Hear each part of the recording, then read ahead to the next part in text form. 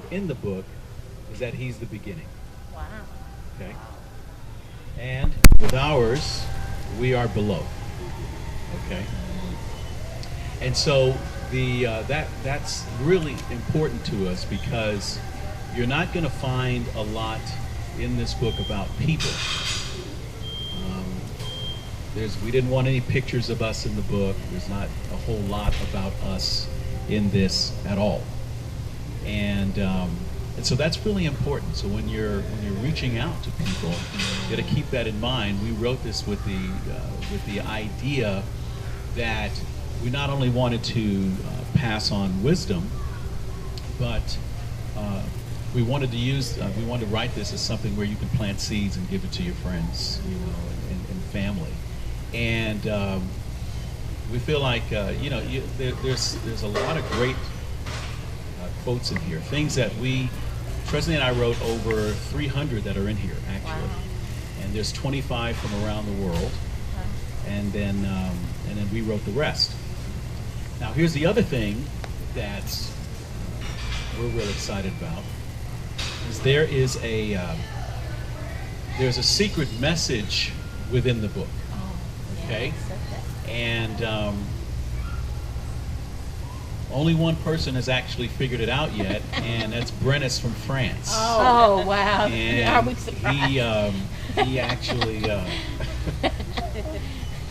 it was so funny while we were over there. His mom and dad, told us like, man, we can't figure out this stinking code in the book, And so when we gave Brennis his copy. I mean, it didn't take him long at all, man. I think he just, it was like 2 days, and he was so funny. He's like, I figured out the code. I figured it out. I was like, we're like, shh, don't tell your parents.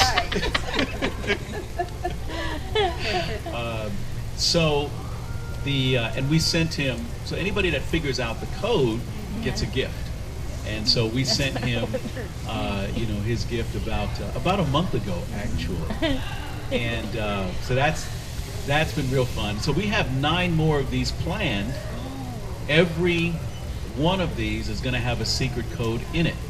So that's sort of our little emphasis there. And so we're real excited about that.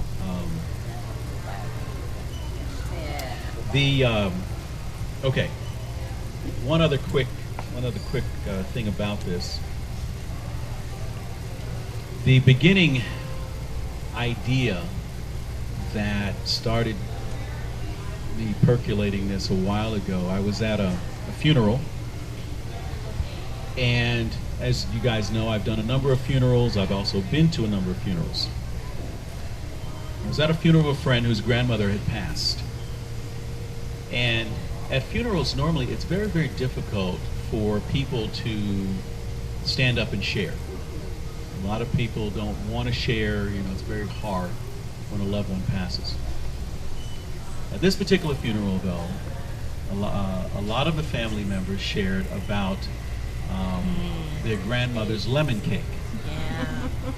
And they kept, each one got up there, hey, Grandma's lemon cake. It was so awesome. It was just amazing. It was, and I'm just sitting back listening to this, and I'm just thinking, wow, this must have been some lemon cake. Okay.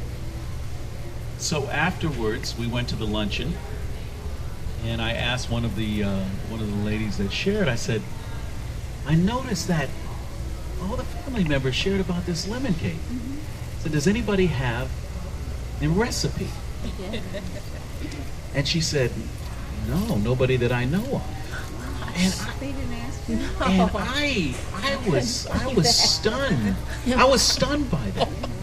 And as I drove home, I thought to myself, how sad that they all shared about this, but nobody's got the recipe. So all that wisdom went to the grave with Grandma.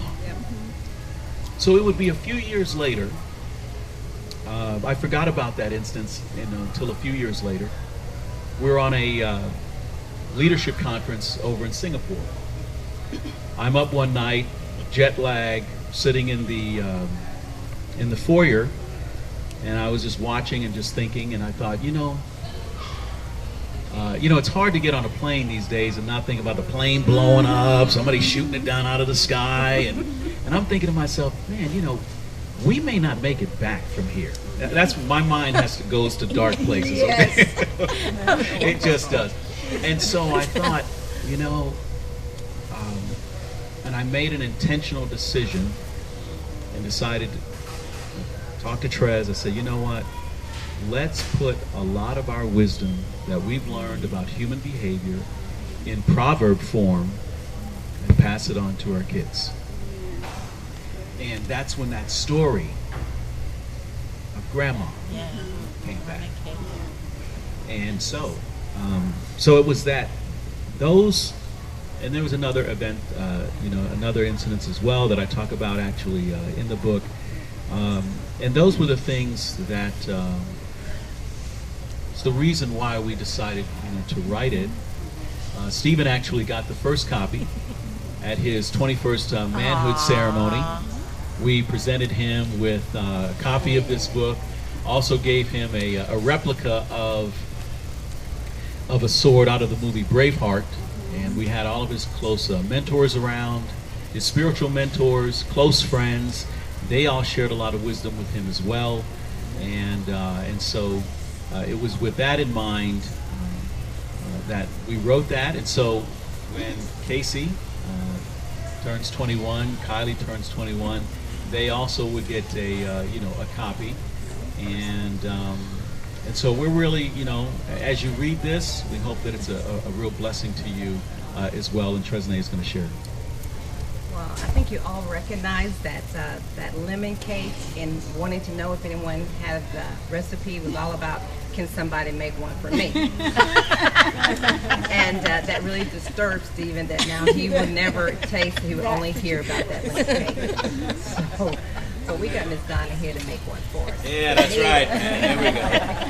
But I want to show you guys what this box right here is. It's called a treasure box. Now, as Stephen said, a lot of the conceiving of this book has got to do a lot with our children. And we do want to make sure that we pass on a lot of how to live right with God. But when we were trying to become moms and dads, and we have not yet received a little gift yet, the Stork hadn't brought one, right? Well, God had placed in our heart to write letters to our kids. Now, we didn't know who they were at that point. We hadn't had any yet. But we started writing letters to a son, to a daughter. You know, we couldn't give names at that point. And we started writing letters to God. And so they all had their own treasure boxes. And I think the only person that doesn't have a treasure box is Steve. So we got to get him one. But I have one too. And they're letters from Steve. Now, the kids got letters from us. And so when they get a certain age, they get to take their little boxes with them on off to college. When they leave the house. And, yeah, I think a little bit is when they leave the house.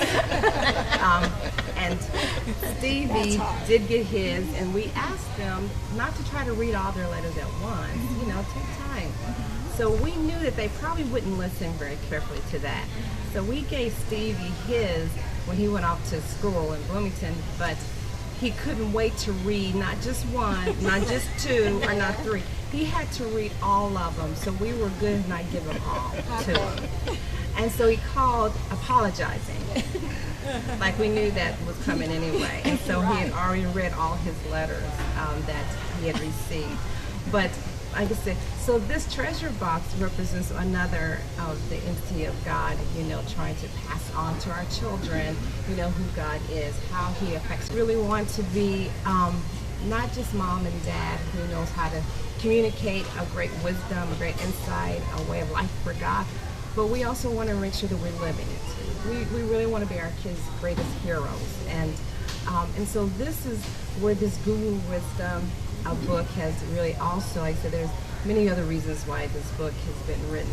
But we go around and try to remind ourselves to write down every time we see or say or concern ourselves with something. And a lot of you do too. It's just the whole thing of taking the time to write it down. And sometimes we talk about how we get some of our greatest insight from God while we're sleeping. Yeah. And if you like us, you don't want to get out of sleep just to write it down. But we were mindful of trying to do that when we were doing this book. And so it is, through counseling times with people, through our own conduct with, working with our children, through having relationships with each other and conversations with them, we recognize man's and, just people's behavior and conduct and how they, respond and do things. And we like, okay, this is a good, reference to how and what not to. So this is kind of like the birth a bit of this book from both of us. So it's inspired truly then by God and for our children. So ways that that we're planning to use the book and have actually already used it. First of all, as gifts for graduates, those that graduate from high school, college, that type of thing. We use those as gifts. Last week I met with Randy Taylor. Of course, many of you guys know him. I think all of you do. And so they have, through the police department, an at-risk program. So we're looking to, all kids need, obviously, all kids need help. In the African American community, there's so many kids that don't have, fathers, and we're looking to make a difference, in that. And so we talked to Randy about, how we can use this material in order to help. The Proverbs have been tremendous for us over the years, and there are many Proverbs that we just love the Proverbs.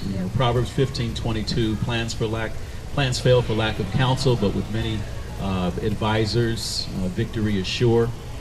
Is one. Getting advice, over the years about things in our life has been a tremendous blessing. And so we're looking to actually get into the community, and Randy talked to us about not just passing out the book, but actually developing some type of a program to where we could sit down with a group of kids and use this as something in order to give them direction. Okay, so that's an idea as well. Discussions in book clubs. All of us who've read the Proverbs, we know how impactful they can be. And Anna Marie Dorcas, who was one of the editors, she had brought this book to one of her book clubs, and they were all sitting around reading it and just talking about some of the Proverbs that were actually in the book. And we put Proverbs from all types of human behavior, in terms of being upright, marriage Proverbs, single Proverbs, discipline. There's a boatload of Proverbs, things that we have, again, over about 300 that we've written ourselves, that we've just intentionally thought about over the years. What have we learned? What has God taught us after over two decades of being in the ministry and working with people that will help people in the future? And so those are just a few of the ways that the book can be used. And we've given a number out to people that we're reaching out to as an evangelistic tool. And that's what we are most excited about moving forward, is that what you'll find, the scriptures talk about how Jesus went around planting seeds. And the Word of God, the seed is the Word of God. We know that. That's what he did. He planted millions and millions of seeds in his time of evangelizing and reaching out. And so we have plans and have already been working on this ourselves in terms of using this to reach out to our friends, neighbors. We got in touch with DPI, and they gave me a number of a brother who's in China, so we're looking to get it translated into Chinese. And so we're super excited about that. We've been actually sending the book, to some of our different churches all over the world. And so it's, and the great thing about it is that it's not so religious that it'll scare people off. But at the same time, we know how powerful the Word of God is. Okay, we know that one proverb from Christ can change your life.